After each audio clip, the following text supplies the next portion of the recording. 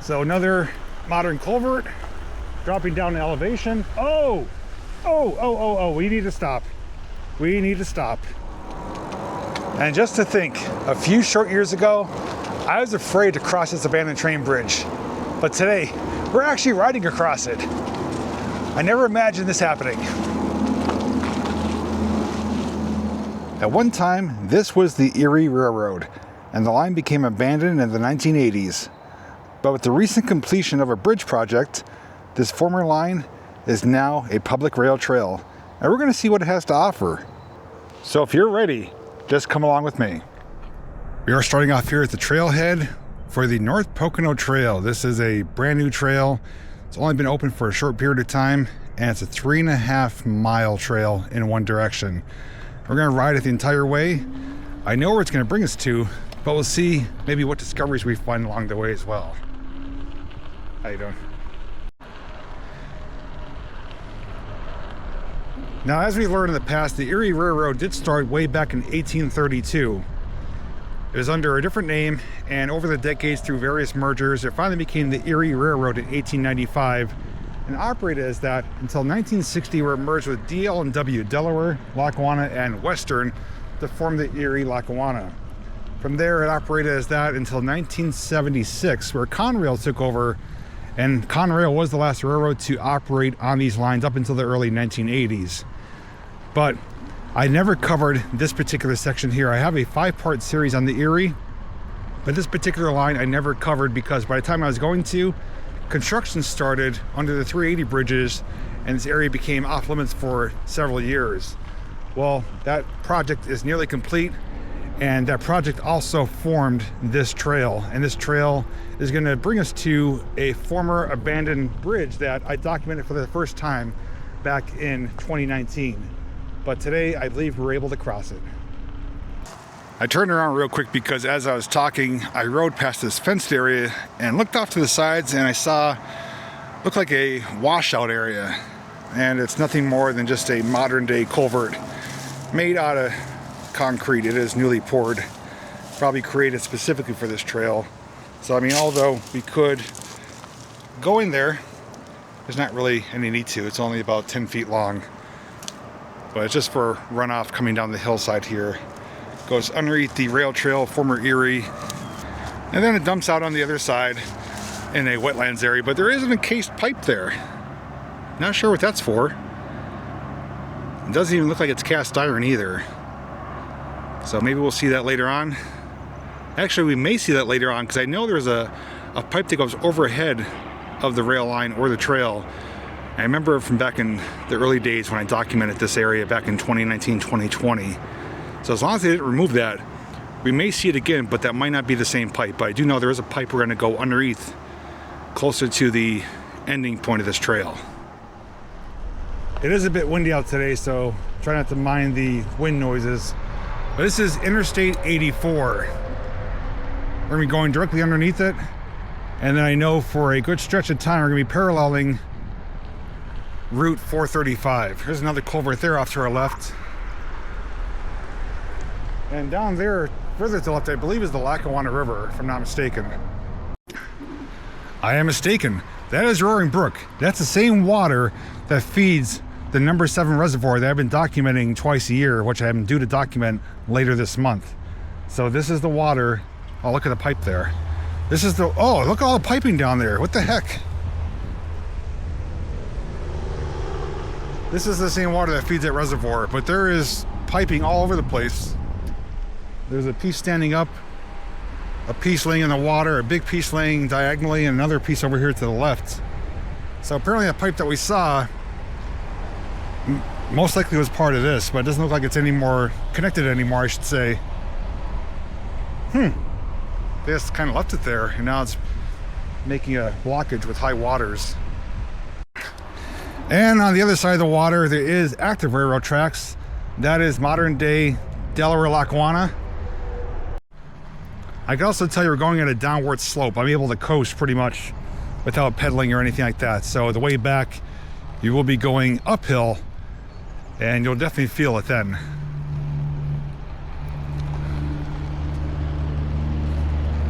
It's gonna get noisy over here too with 435. It's a pretty busy 2-lane road in both directions. Oh, here's a former train bridge. This would have been from the Erie days. Looks like it is a girder bridge. Oh, let's stop and check it out. Oh, massive culvert too. Now these are the findings that excite me, coming upon old railroad infrastructure and future potential exploration areas. So we have confirmation right now that this was a double tracked line. So one would have crossed here, one right where we're on today. So we do have a concrete abutment, the steel beams riveted going across. They have this posting here just to stop anyone from trying to go over that direction. And water flowing directly beneath it. I have an idea where that water is coming from. And I'm going to confirm that hopefully once we get down there. I want to go down and check out that culvert, but right now this is our first pretty cool finding on this new section of rail trail. And this is not heavily advertised. I don't think a lot of people know this rail trail exists.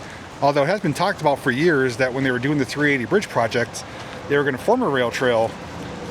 But it is officially open. We can actually walk out a little bit on this here. Yeah, that's about as far as I'm going. Got the tree growing right up there in between them. I guess it would have been two separate bridges since the girder's over here and not on this side here. So it would have been two bridges right next to each other. But apparently it's holding up quite well because it is supporting the rail trail today. But the other side over here is what I'm most intrigued about. Look at that beauty. Oh. Yeah, I'm gonna be returning for that. I bought some new water shoes specifically for culvert adventures and snorkeling. And if I'm not mistaken, this water is coming from an area on the other side of 435 known as the Hippie Hole. That location was suggested to me a few years ago, and I did scout it out, but it was during high water times after a recent rain and it wasn't a doable location. But I'd never forgotten about it. But I believe if we go through this culvert, it should lead us directly to it, which goes underneath 435 both directions, and I think comes out at a pretty steep incline right at the base of the Hippie Hole, which is a swimming hole. So rest assured, I will be back this summer to walk that, most likely to the Hippie Hole.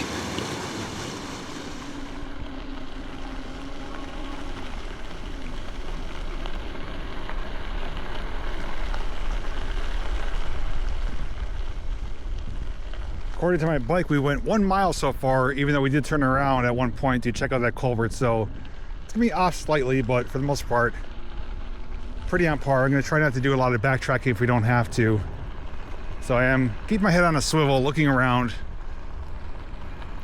This is somewhat, I guess you could say, a remote adventure if you want to make it one, because where it does take you to, even though you're near busy highways and freeways, you're not all that close to residential areas. So depending on how far you go into it, it can become a pretty remote area, even though you're in eye-shot and earshot of a busy freeway and highway. So as long as you don't include that, this does take you to a pretty remote area, and typically you won't be able to get to it without having an off-road vehicle or walking a few miles on foot.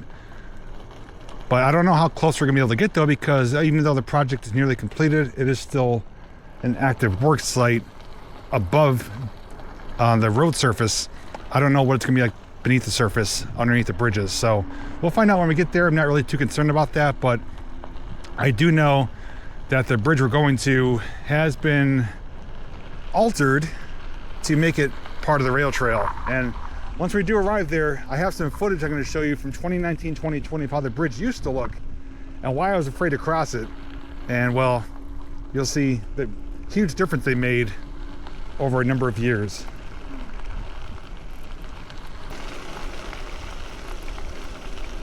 This whole stretch here is fenced in. It's like a corral.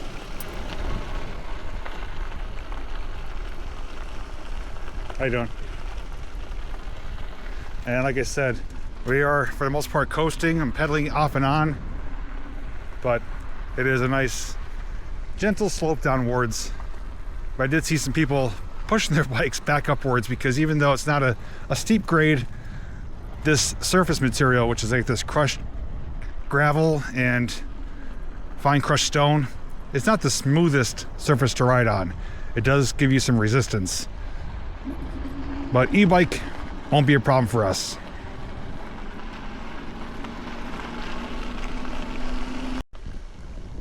They're passing more and more of these modern day culverts.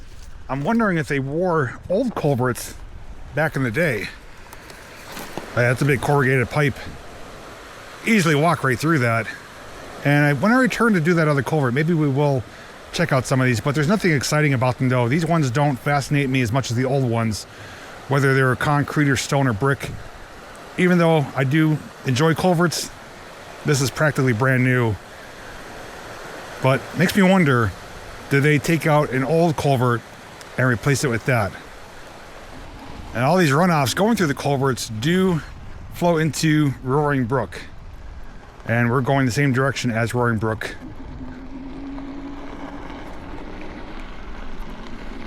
I'll tell you what though, come a few months from now, maybe even shorter than that, a few weeks from now, what am I thinking, a few months? A few weeks from now, most of this foliage is gonna grow in. This is gonna be a nice shady trail. And we're surrounded by mountains as well. Directly ahead of us there's a mountain, off to the left there's a mountain, and off to our right. So we're in a good valley right here. And two railroad companies operating right next to each other. There's only a handful of people out here today too. I've seen an older couple on bikes, a couple runners, a couple walkers, but not busy at all. And this is a Monday afternoon. So another small culvert right there. Looks like there's gonna be another one up here. There's tons of these little small modern culverts. They're pretty frequent out here. But first impressions though, this trail is in excellent condition. And it should be, it's brand new, but they did it really well. You know, they got grassy sides, they got water control management, and it's just a nice scenic area, and you're riding on a piece of history. Most of the area that we document, you know, we're walking it on foot, can't really ride on it, but it's great to see a section of Erie turn into a public rail trail. So that's a good news and a win in my book. Okay, we've gone 2 miles according to my bike, about 1.5 miles left to go. Oh, I'm gonna stop here for a moment. Beautiful, breathtaking view. Wow. Big cliff sides up there. You can see probably for a couple miles from here. You can hear the roar of the water. Train tracks are over there if you're lucky enough to catch a train. You could probably do some bird watching here as well, or wildlife watching. And in the distance I do see shimmering vehicles. That's 435, which is off to our right, but it's gonna be going around following the sweep of that mountain. Looks like a access area off 435. I don't think that's for the public though. I think that's for personnel to come here and maintain the trail, but that's what that is right there. I remember passing it on the way in. So another modern culvert, dropping down in elevation. Oh, we need to stop. We need to stop. Oh, I spotted something awesome. Well, we know we passed over a modern culvert, one of many. This one expels right here.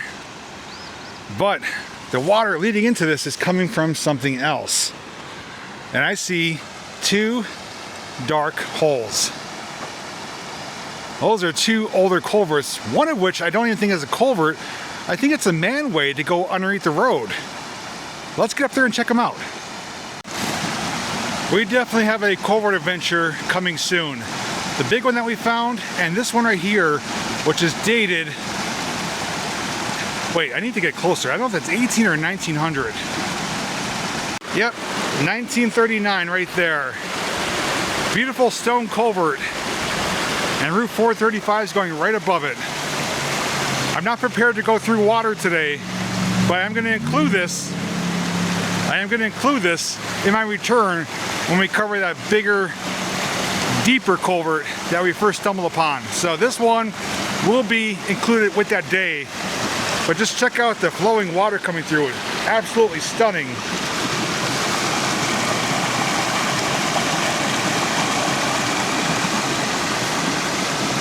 It's a lampshade there, and then it goes to a rather ugly modern culvert. But right next to me though, this, well, I'll show you. It's not what I thought it was, I don't think. Okay, so next to the culvert, I thought initially was a manway to go under the road. I'm not ruling that out, but there is a chance it could be something else. Now up on top where it's spray painted, there's an indentation that looks like something would have been there, like a plaque, whether it would have been a name or a date. But it's been removed, I think, because, well, why else would they have it there if they weren't going to place something there? But once you look inside, well, it doesn't go all that far. It is plugged up. But in one time, where did this go? I have two things that come to mind. This was either a manway to go under the road, which we'd have to go to the other side of the road to confirm that unless they demolished it, or this could have been an old entrance for a mine, whether it was for water drainage, like a water tunnel, or a manway or something else. I don't have the information offhand. I will do some research. If I'm able to find out anything, I will share it in the video. But based on what you see and what I'm explaining to you, if you have knowledge otherwise, by all means, please share it down below. But this is certainly intriguing. I'm confident it's either a manway for going under the road or a tunnel from the mines for men or for water at one time or another. But today, it's just a reminder of days gone by. But so far, we are finding some incredible discoveries, and I'm not disappointed in the least. This is well worth the trip out here to document this trail. And we already have at least 2 locations we're going to be returning to document once it gets warmer out. Now, during editing, I did do a little bit of research and found a few fascinating things. Now, the map you're looking at is from the Pennsylvania Mine Maps Atlas site. This is your aerial view looking at this specific location where the circle is of where the tunnels are, the culverts. So I did go through, there's a few different mine maps that showed up, and I'm going to fade into one of them showing you the same area with a half over, half under view, and then a full overview. Now, no mines do show up here, but one thing that does stand out is there's a triangle with a dot that stands out of this specific location of where these culvert tunnels are, right along 435. And when I went to Google Earth, turns out that location above the road is something I documented 3 years ago. There's some concrete ruins there. I didn't know what it was. I called it a roadside find or roadside ruins. And through some research and some helpful feedback from viewers, turns out that was an old service station and bait shop that also had a spring source that people used to go to fill up their water. So, is that location connected with this culvert and this tunnel? Maybe, maybe not. It may have been a manway for the railroad workers or passengers to possibly go under the road to get to that service station and or to get spring water, or it could be completely unrelated. But the one thing I'm pretty confident in is that it's not mine related. There's no mine showing up. It's not a portal, not a drainage tunnel. Most likely it is a manway. And once we do pass through that culvert on our future visit, we will be able to see a bit more, show you where it comes out, and show you how close it is to that former service station / spring source. And maybe we'll find out if they are indeed connected. This just might be my new favorite rail trail. This place is awesome. Never would have known about those culverts if it wasn't for us documenting this trail today. So if you ride this for yourself, you know what to expect, both nature-wise and history-wise. I wonder if we're going to find any more though. So far, we found 2 in just about 2 miles.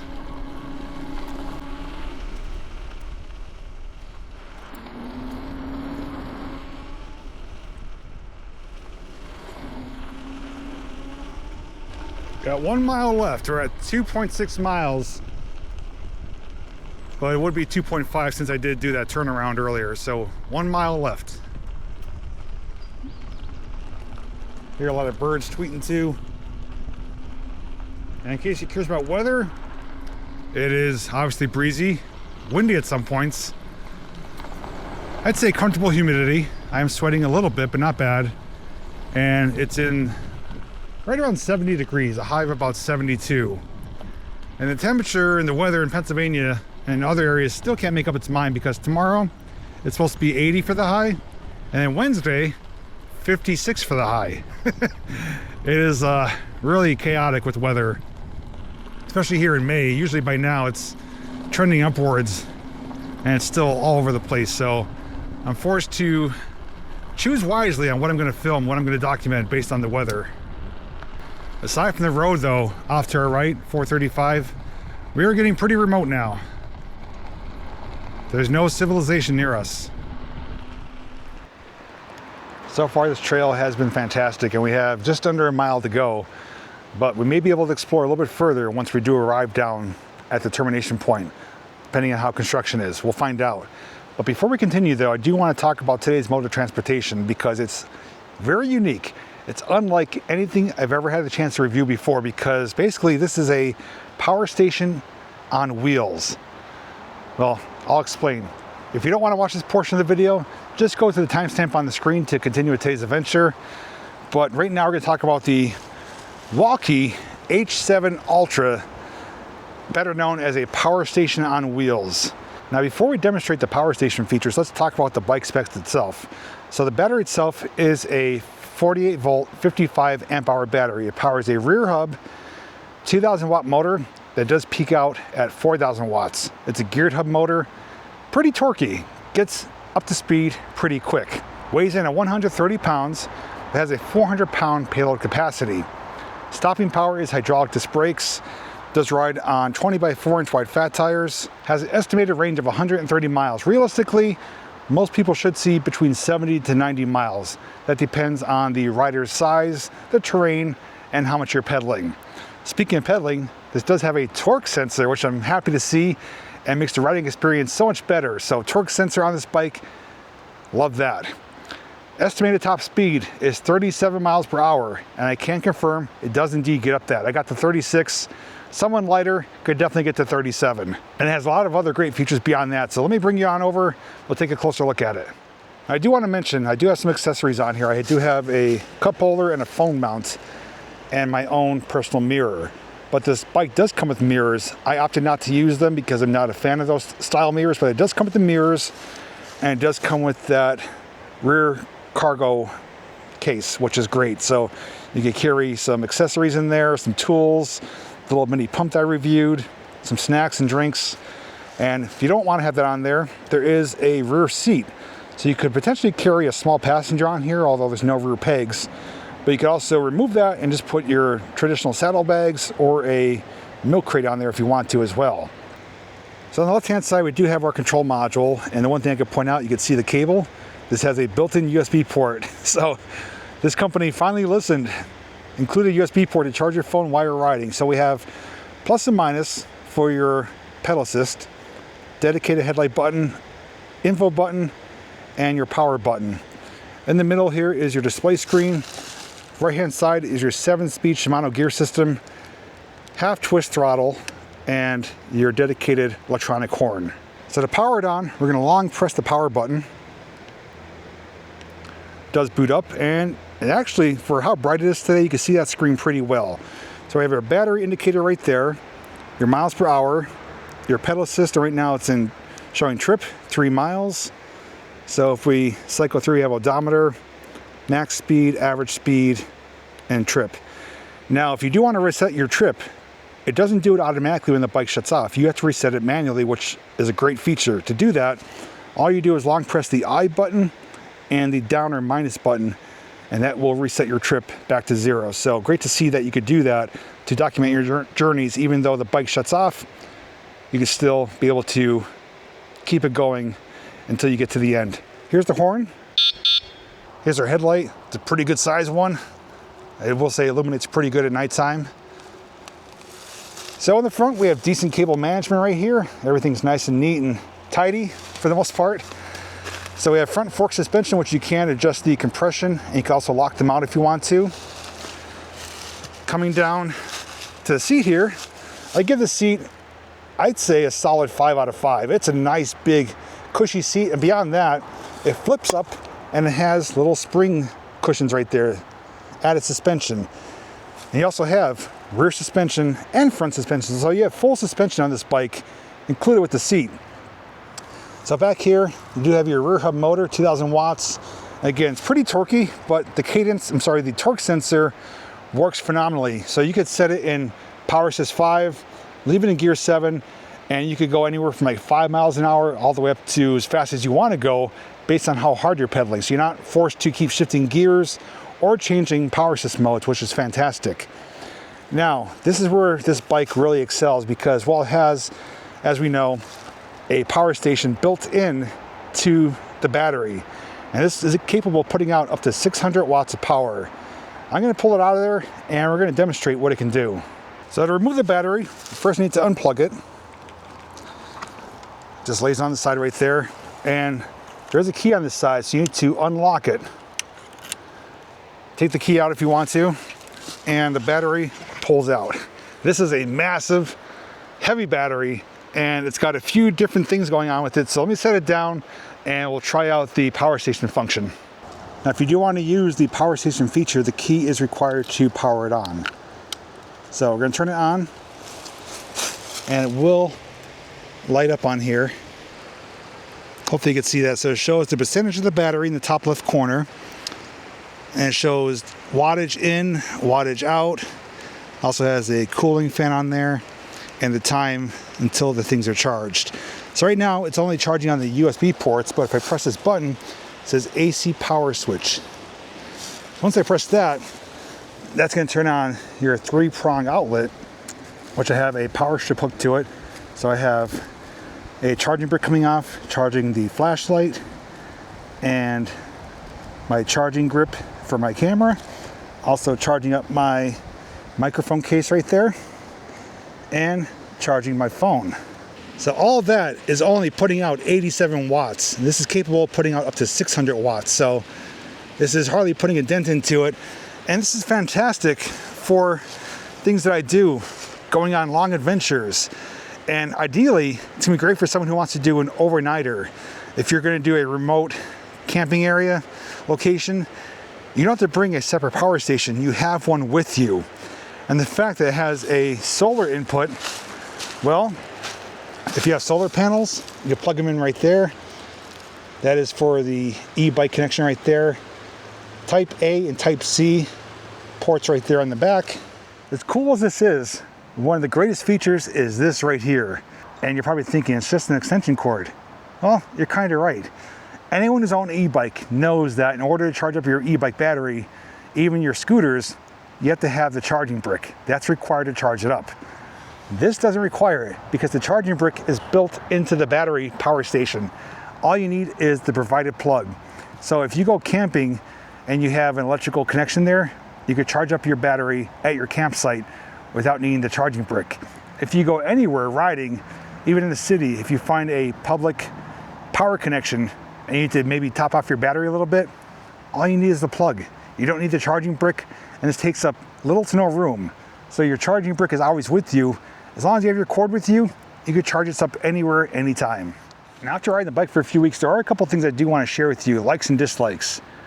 For dislikes, number one is the half twist throttle. I'm just not a fan of half twist throttles. A bike like this should have full twist. With the amount of power it has and the range it could go, full twist would be much better. I just don't like half twist. If anything, even a thumb throttle would be better. That's my biggest gripe with this bike. The other thing is just a potential want instead of a need, and that's turn signals. This is going to be a commuter bike for some people, going long distances, traveling to work. Having turn signals would be great, even if they're integrated into the tail light. That'd be nice to see on future productions. For the likes though, where do you begin? Well, we have a power station on wheels. You could charge up all your gear up to 600 watts. You have the USB port on your handlebars to charge up your phone while you're riding. And the torque sensor. The torque sensor is fantastic.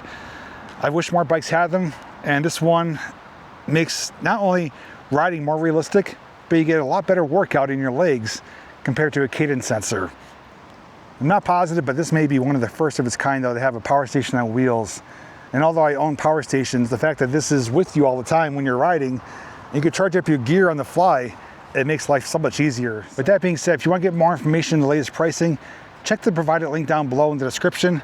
And I do want to thank the folks over at Waukee allowing me to share the H7 Ultra with all of you, better known as a power station on wheels. And hopefully you know by now if this bike is possibly the right one for you. Now, after my drink and snack, we're going to continue on with our adventure.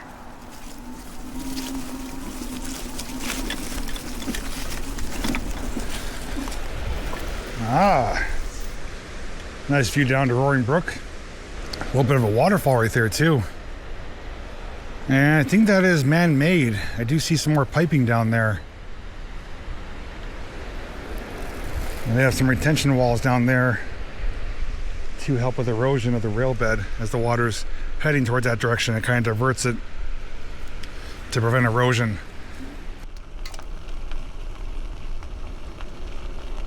A little bit more shady down here, and we're back to the wind.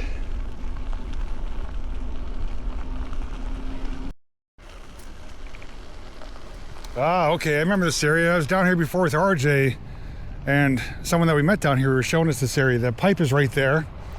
There's some culverts going right the rail line, and up here is a rock cut area. That pipe should be going above us, just up here. I mean, this is as far as I explored back in the 2019-2020 time frame. So everything that we just rode up to this point is brand new for me. But again, back then this wasn't a rail trail, it was more or less an off-road trail.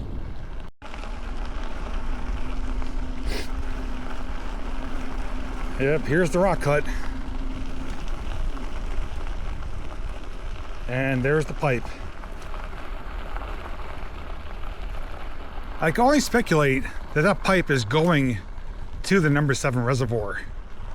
As to where it's coming from though, that I don't know, because we do know there's pipes coming out of the reservoir heading down towards Scranton, but this looks like it's potentially leading to the reservoir. And this is much higher elevation than what I saw down by the water. Those are things I don't have answers to yet, but maybe we'll find out. I think though, I'm not gonna do it today, but in the future I do want to come back and explore this area a bit more, kind of revisit what I did 6 years ago with RJ and investigate more of that pipeline area in this particular section. Ah, okay. Yeah, they're still working down here. Darn it. Well, as you can see, there is a skid steer driving across the former abandoned train bridge. That wouldn't have been possible back in 2019. And the mile marker here is 00. This is unofficially the end. I am gonna hopefully be able to cross the bridge, because that was one of the highlights I wanted to come down here for. Unfortunately, it's not completely done with the project, even though the bridges are primarily done. It's still an active site. So I think coming on the weekends would be your best bet. And that is a loud Jake brake. I think coming on the weekends would be your best bet to not have to deal with the construction people and the equipment. So there is a line going beneath us. That's DL that we talked about earlier, which I believe is former DL&W. And there was a small yard over in this area. And prior to them doing this project, there was ruins of an old town called Greenville, which I did document. There was a 2-part series. So if you want to check it out, I'll link it down below. There was a brick factory, a lot of ruins and foundations, some wells, a lot of other things which were primarily erased due to this project. But there was a train station called Naog Station, and again a small yard down here. But ERIE and DL&W were both down here accessing this area, and I was able to find some old images too, 1939, 1949, of before the bridge put in place of the 380 bridges, but the train bridge was here, obviously in active use. So they have concrete walls,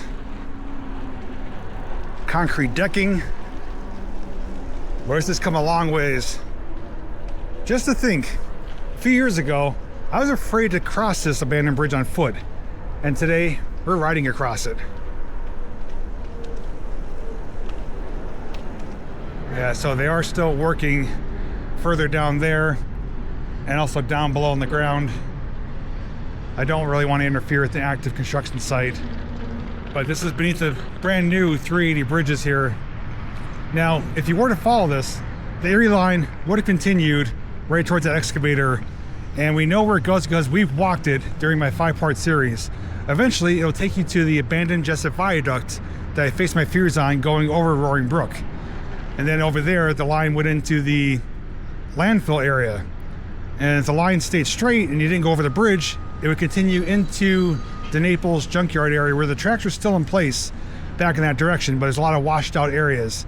Now, is the rail trail going to continue? We don't know that. If it does, though, I don't see it going through to Naples. That's a massive facility there, private property, but the right-of-way for Erie went right through the junkyard.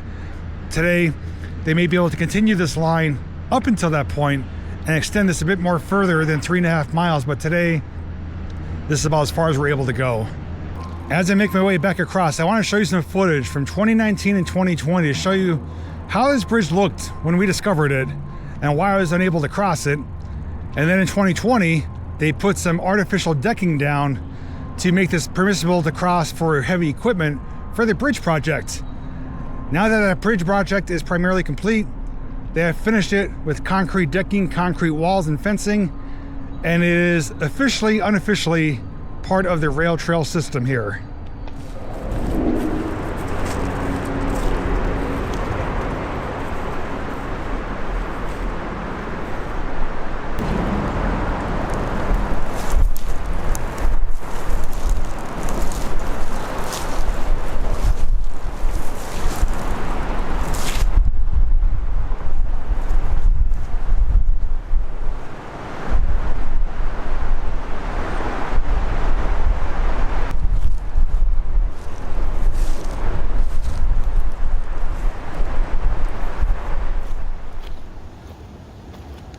So here we are. Incredible how it's transformed.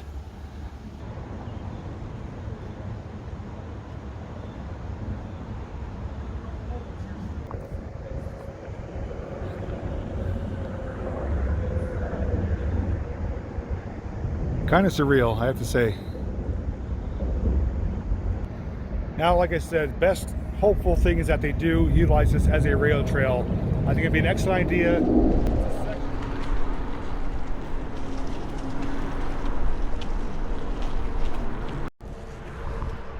A little known fun fact, when they were redoing this bridge to make it how it looks today, they actually had to elevate part of it. They had to jack it up, and they created a new concrete beam or abutment to make it level and true. So how it looked originally, it has been altered to how it looks today, but they did physically jack up this bridge and create a higher abutment wall or lip to make it level for the concrete decking. Now, off of the main rail trail, there's this trail here, which may have been part of the yard. I'm not sure exactly, but the reason I'm suspecting that is because there are telegraph poles back here. There is one right there, which has been picked clean of insulators. So this road may have been a holding storage line. It wasn't a large yard. As far as I know, there's no turntable or roundhouse, but there were numerous tracks. Yeah, I'm seeing ties up here. I'm seeing ties and more telegraph poles, so I'm confident this was part of the yard area and holding storage area. So this does continue around. Roaring Brook's down to our right. I remember there's some deep water holes down there, and the pipe area should be somewhere around here, so I'm thinking we're going to make this a future exploration. We will revisit those water holes, the culverts going in right to DL line, and the pipe area down near the water, and also up here that crosses over the rail trail. So at the very least, I have 2 reasons to return. One's going to be in the summer. This one may be end of summer, early fall, because I don't really need to get wet, but I need to have a little bit of visibility. So We are going to see these areas again, but if I was to do it today, this would take this video in a whole different direction and make it much lengthier than it's already going to be. So I don't want to make that into too much. I'd rather focus on this separately, and I think that's going to be our best bet. But later this year, 2026, we will be back here. Okay. I'm not sure if they're down there or not. All right, if I see them, I'll turn around and come back. All right, thanks. All right, so I did ask the construction workers. They said you could go down here at your own risk, but if they're working, they said probably stay clear of them, which I'm going to do. But the rail line would have continued right there, what I was explaining. So that's where it would have went. But we're going to see if we can get down here underneath the actual train bridge. But I don't want to interfere by any means. But down here, you really get a view of things, both the 380 bridges and the train bridge that we crossed. Oh, they got some culverts down here too. Water is passing right through those 4 concrete pipes. As long as they're not working back here, I might check back here. But this is something else down here. Quite the view. So we're gonna park the bike over here. We'll walk around a little bit. They're not working here actively. It's just a parked piece of equipment. Boy, what a view down here. Wow. So there is looking at the abutment of the train bridge. You can see they did some structural work, reinforcement. They even replaced the base of the steel beam down here. That's fresh concrete right there. That support looks pretty original right there. And then we do know they raised up and made a new abutment lip on the other end there. So they did some pretty intensive structural work to ensure longevity. So this bridge won't be going away anytime soon, definitely not in my lifetime. But down here though, really come to appreciate how they built this from so long ago. All the steel, all the riveting. I mean, this, you can't really appreciate it until you come down bottom here. Just to think, 7 years ago, I discovered this. I wasn't able to cross it, and today we're documenting it with a new life. Really come full circle. Oh, look what's down here. Our pipe. So it's following the bend of the river right there. And it's partially buried, partially exposed, and then it kind of gets back beneath the surface right there. That's got to be more than one pipe. I don't think it's the same one because we saw the pipe going across the rail trail up there, and we saw one near the water by those culverts going underneath the D&L line. I think that pipe's the same one. The one going overhead is different. So I'm not going to go on an endless pipe dream of chasing this pipe, but at the very least I do want to document it in this area, primarily here back and then up on top over the rail trail. So that's my plan of attack in the future. I've never been down here though. So the rock cut area, hey, it's not even a rock cut area really, it's just the rocky landscape, but you can see some like indentations and pockets. That's from water erosion. So when the water gets higher, you know, this is all flooded right here. This is all flood debris. The water has kind of transformed it, but then they built it up here for the construction. That pier most likely was normally in the water. There's probably water right here at one time, if I'm not mistaken. So water right here, but they built up, diverting the water over here through those culvert pipes. So the area has transformed quite a bit.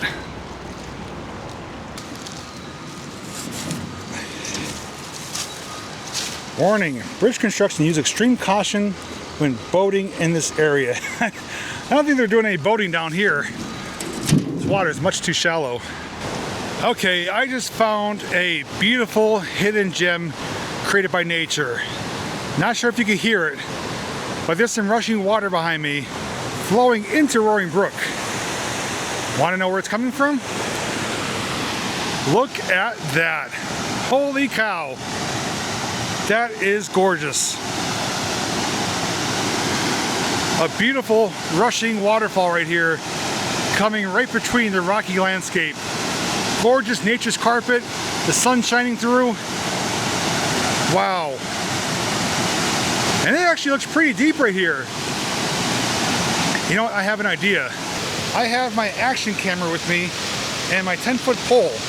I came over prepared today and it's back on my bike. I'm gonna get it. We're gonna see what's beneath the surface. All right, almost walked back for nothing. I realized I'm wearing my backpack. The camera's on me right now, as well as my 10-foot pole.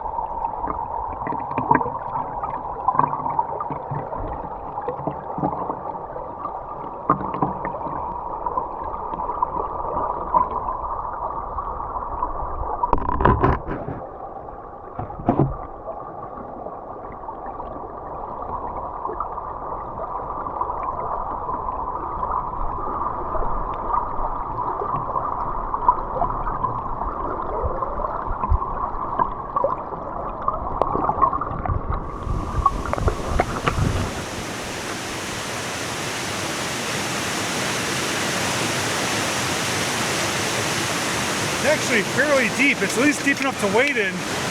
Maybe some deeper pockets than that.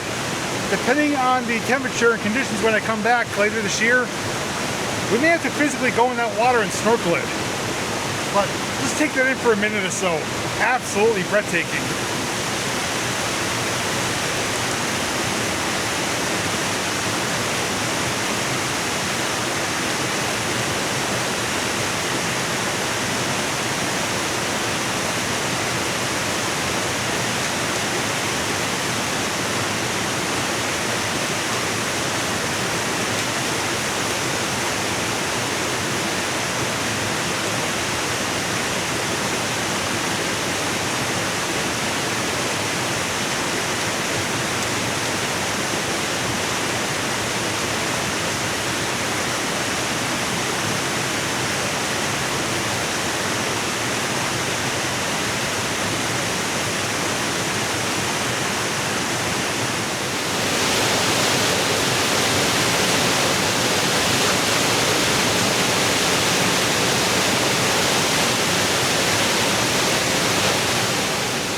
You know, I have reason to believe that this is going to be an extension of the rail trail, because what they have here is where they can insert those posts to prevent vehicles from going across. So even though it's still being used as a construction bridge today, this indicates this is going to be a continuation of the rail trail. How far it's going to go? Well, we don't know, but rest assured, we will be back to find out. Just on my way back, look what I spotted. Do you see him? What are you doing out right now? There's no trash around here.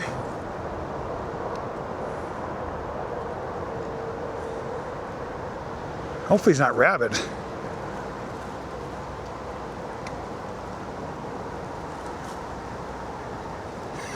It's like he's making biscuits. Well, I don't know. It looks questionable. He doesn't look all that friendly. I'm thinking of the movie Elf with Buddy. He comes across like, does someone need a hug? And it just claws him. Does someone need a hug?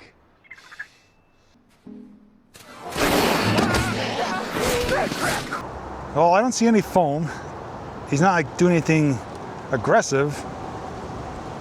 But he is out right now when he, I don't know. Did they come out this time? I thought they only come out at night. I could be completely wrong though. So, just goes to show, you never know what you'll encounter along this rail trail. But he saw me, he just clung to the tree and was like, what the heck are you? Yeah, he's either drinking or cleaning his paws. If he starts darting towards me though, I'm bailing.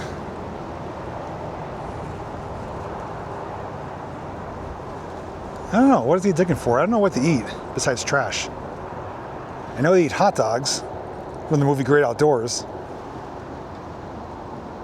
don't know if they're looking for like worms or grubs or crawfish.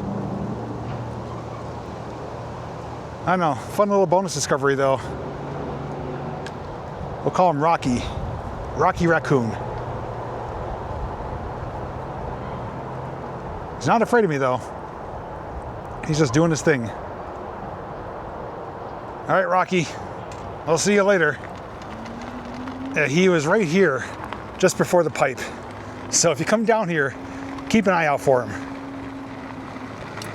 And just like that, we are back to where we started.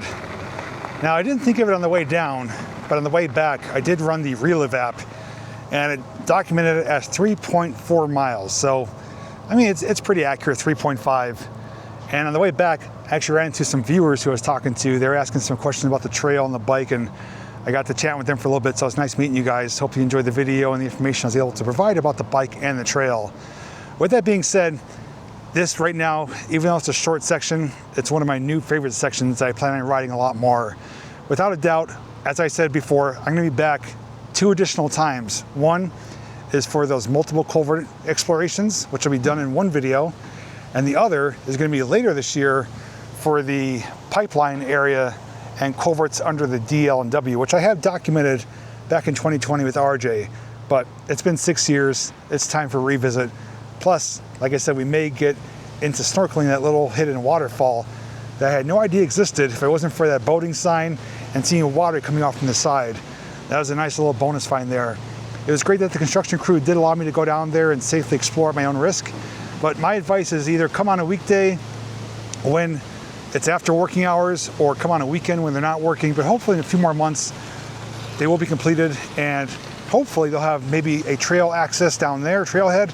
And at the very least, the trail will continue over the bridge, maybe into further territory, at least closer to the Jessup Viaduct area. If they're able to turn that into a rail trail as well, this will be one of the best loops or best trail sections in the area. But we covered ERIE Railroad history, a little bit of DL and W, some culverts, some nature, some raccoons. This had it all. I was able to provide it all to you thanks to this awesome e-bike, which is a power station on wheels. Don't forget, to get more information, check the link down below. And if you have any information that you're able to share based on what you've seen today, by all means, let me know down below in the comments. Otherwise, thanks for watching, thanks for riding, and until next time, I'll see you in the next video.